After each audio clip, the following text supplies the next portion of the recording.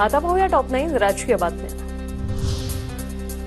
तिसरी आघाडी सत्ताधाऱ्यांना मदत करण्यासाठी असते। संभाजीराजे, बच्चू कडू, राजू शेट्टींच्या आघाडीवर राऊतांची टीका। मित्रपक्षांना सामावून घेण्याचे प्रयत्न सुरू असल्याचीही माहिती।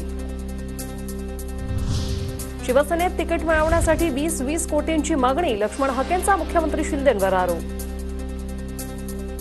शिवसेना फक्त झेंडे लावायला, शिवसेना फक्त गमजा गळ्यात घालायला, पण आमदार खासदार व्हायची वेळ आली की तुझ्याकडे पैसे आहेत का? तुझ्याकडे 20 कोटी रुपये आहेत का? काय चाललंय राव हे? उपमुख्यमंत्री देवेंद्र फडणवीसांनी दबाव टाकून आमचं घर फोडलं।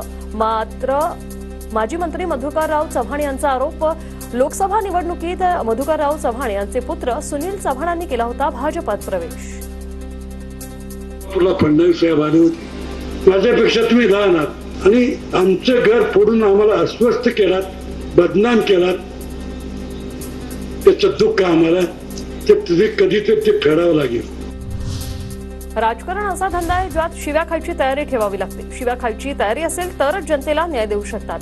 देवेंद्र फडणवीसांचं वक्तव्य। राजकारण असा धंदा आहे की ज्यात सकाळपासून संध्याकाळपर्यंत शिव्या खायची तयारी असेल तरच तुम्ही जनतेला न्याय देऊ शकता।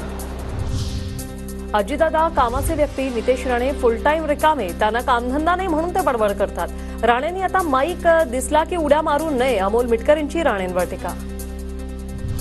बार्शीचे आमदार राजेंद्र राऊत यांच्या ठिय्या आंदोलनाकडे सत्ताधारी आणि विरोधकांचंही दुर्लक्ष। राऊतांच्या ठिय्या आंदोलनाचा 9वा दिवस। राजेंद्र राऊतांचं शिष्टमंडळ उद्या मुख्यमंत्री शिंदेंची भेट घेणार।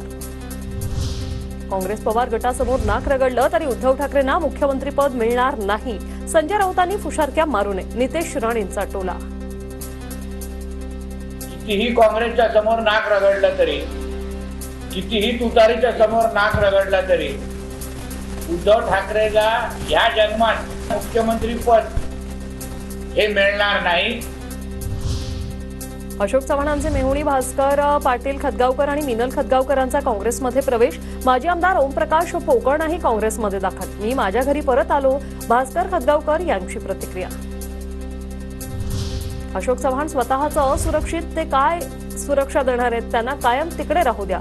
खतगावकर धमकीला घाबरणारे नाही। नाना पटोलेंचा अशोक चव्हाण यांना टोला।